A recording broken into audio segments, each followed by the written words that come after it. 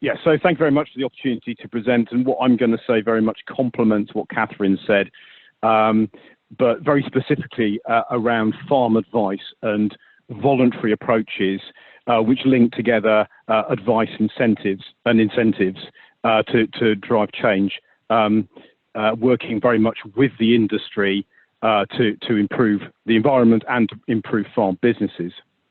So what I'm going to talk about is catchment sensitive farming, both where it is now, but also the sorts of thinking that we're looking at now to take us into the future, and some of those challenges and opportunities that Catherine mentioned, very relevant to that discussion. So there's basically three elements to my presentation. One is just a brief summary of what catchment sensitive farming is now. Then a piece about some of the challenges for the future, why we can't stand still, and then to go into those issues, how we might meet those challenges into the future. But this is not firm proposals. This is thinking and issues at the moment that we need to sort out, but very much in the co-design area that Catherine outlined, because we can't do this by ourselves, and as we'll see, we work with a wide variety of people already on these sorts of issues. So just to start on what CSF is, for those who maybe don't know, I hope you can see that. So catchment sensitive farming is a long-term farm advice program. We've been running since 2006, and we currently work in about half of England, just in England, and you can see there on the map those red areas. The program has grown from very early experimental days, some 13 years ago, through to a mainstream farm advice program, very much focused on water and water quality, which is the original rationale for the program and continues, but we've also added in air quality and specifically ammonia emissions to that mix as well in more recent years. The fundamentals of this are us having advisors in catchments over the long term working with farmers. It's all entirely voluntary, and that principle, we know from a comprehensive evaluation program, is the one that actually gets us results. Working very much with the great. Go on, sorry. Oh, sorry to interrupt. Do you mind going into full screen mode? There's a few people just asking to see the full screen. If you go into present mode. That. Perfect. Thank you very much. Yeah. Press it again. Okay. Yeah. Sorry about Great. that. Thanks, Bob. No problem. Okay. So it is. So very much on that principle of working with people on voluntary measures, and so we work, as I say, in about half of the country, and we've got 100 officers around the country at the moment, as I say, working in defined areas with groups of farmers and to help them to take action. It is a joint program, so it's across DEFRA, Natural England, and the Environment Agency, and a wide variety of partners as well, where we have active partnerships, currently some 30 formal partnerships and lots of informal partnerships, because clearly we recognise that we can't do it by ourselves, and also that, you know, this is a challenge that we're facing challenges in terms of environment and agricultural businesses that everybody shares. So it's very much a cooperative approach. The other thing here is that we, as I mentioned just earlier, that we have a comprehensive evaluation program, because it's really important that, particularly with measures like farm advice, is to understand whether they work or not. Do they actually get the benefits that we think they should? And that is not just in terms of the environmental benefits, though those are clearly very important, but it's also in terms of the impact on the farmers and other land managers that we work with. How are we helping them to take action for their businesses? And that's the fundamental.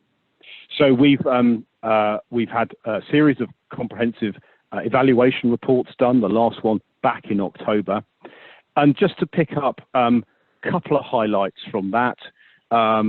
So we've worked with farmers covering about a third of England. It's about 20,000 farm holdings. And we've got real reductions in pollutants. Pesticides is up there on the screen, but we've also got sort of similar reductions in terms of phosphate, nitrate, and so on, which are directly attributable to CSF. So those voluntary measures that farmers undertake actually gets environmental benefits, but also gets, as I say, the business benefits as well. The other thing we do, and this is, I think, a really important point for the future, is we bring together incentives and advice. And from our evaluation, we know that if you put the advice with the scheme, and in our case, mid-tier countryside stewardship, then you get significantly better environmental outcomes. The agreements are much more ambitious. They do more for the farm business, and they work very much better. It also attracts in investment into farm infrastructure. This is through capital grants, particularly, clearly through match funding, and farmers more willing to invest by themselves. And we'll also work with the next generation of farmers through something called the Great Farm Challenge, which is a partnership with agricultural colleges. So there's a lot of other data in there, which I won't go into, but it is around, we do measure all of this, so we understand the benefits we're getting and why we're getting those benefits. But I think the key message out of this is that this is all about, this is not CSF delivering the benefits, this is farmers delivering the benefits. And so, we know what actions farmers have taken, and we know that what we offer them and the way we work with them is goes down very well and is something that farmers like and are happy to work with us, which of course, if they weren't, it wouldn't work at all. So that's a kind of a very quick stock take of what CSF is now, but we are thinking about the future. And we're thinking about how we can improve what we do. And fundamentally, the reason for that is, there's two big reasons for that. Firstly is the environmental challenge. And as Catherine mentioned, the 25-year plan is driving an awful lot of future ambition. In fact, it's driving all the future ambition around the environment, but also, because we work with farmers, how can we help farmers through all of those changes that are coming in, not least elm, but all the other changes that farmers are facing over the next few years. So what's the role of advice there? And I don't think that's just government advice, if you like, but across the advice sector. What's the role there? How can we best use advice to support farming communities through that? So just to take each of those kind of future challenges, if you like, in turn, just on the environmental one then, and again, just to take the two aspects of the 25-year plan that CSF is particularly concerned with, is the first one is water quality. And there are significant ambitions reflected as targets in terms of getting water bodies into good ecological status, into good condition. And they're a long way from that at the moment. So basically, for water quality, it's around upscaling the ambitions and really making sure that we are doing as much as we can to get to those water quality ambitions and objectives. The second element is, and again, as I mentioned before, one of the areas that we've recently taken on over the past 2 to 3 years is around air quality. This is getting a very high profile nationally, largely through as traffic and urban air quality. But ammonia is a significant issue as well. And this is both for sensitive habitats and for public health. And in the recent clean air strategy, there are significant targets and significant ambitions to reduce ammonia, and most of which, 88% of which, comes from farms. So again, how can we help farmers to do that?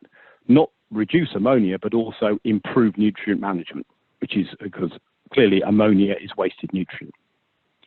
So just to take two of those big challenges, how can we address those really ambitious targets? But then also that isolates two of the areas of environmental ambition. But of course, we've got to look across the board. And as Matt said in his introduction, these some of these areas are fundamental to the future sustainability of businesses. So particularly around soils, biodiversity, climate change adaptation and mitigation, flooding, etc. These are all bigger areas where we can deliver real benefits by better soil management, for example, better boundary management, better riparian management, and so on. So really looking for the synergies. So how can we deliver those multiple benefits on the farm through the most effective measures in the right place? So that's the kind of environmental challenge for the future. We need to be more ambitious. We need to do more.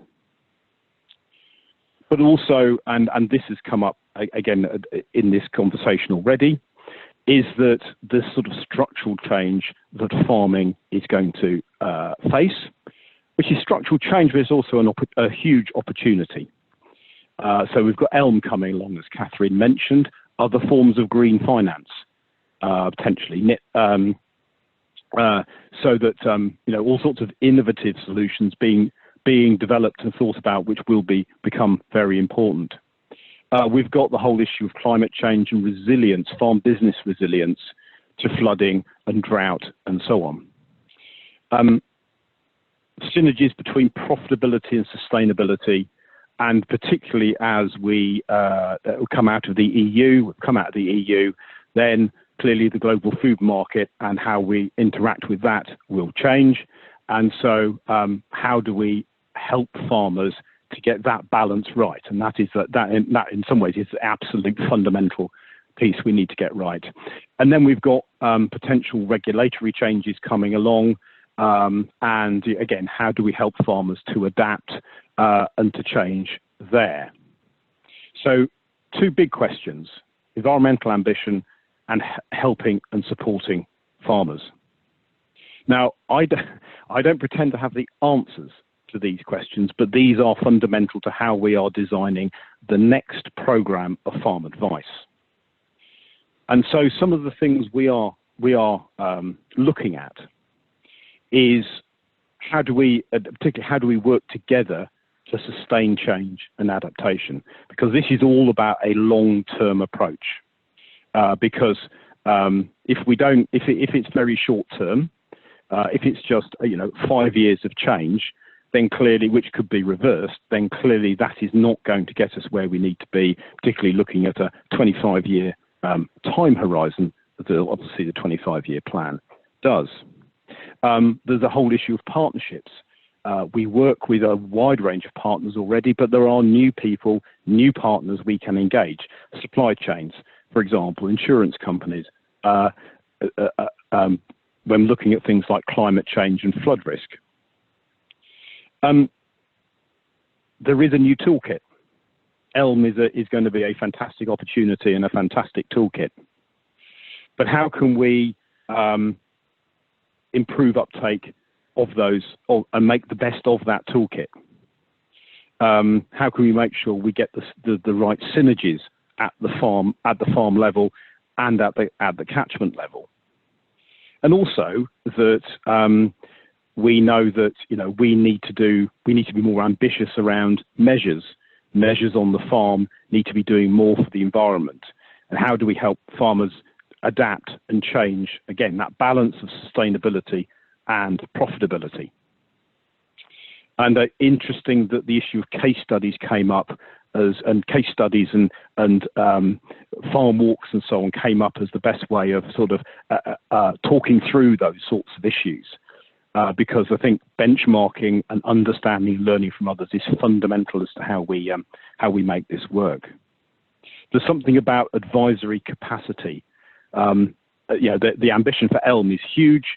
It needs advice, clearly that's an issue. But across the advisory sector, the commercial, third sector, government sectors, the number of advisors is not huge. And how is that capacity best marshalled? And also, how do we improve skills and capabilities and encourage people into the farm advice field? Flexibility and adaptability, I'm running out of time here slightly, is about the long-term approach, long-term ambitions for landscapes. Nature recovery network could be important here. And also, adaptable approaches as well, because clearly things are changing. Life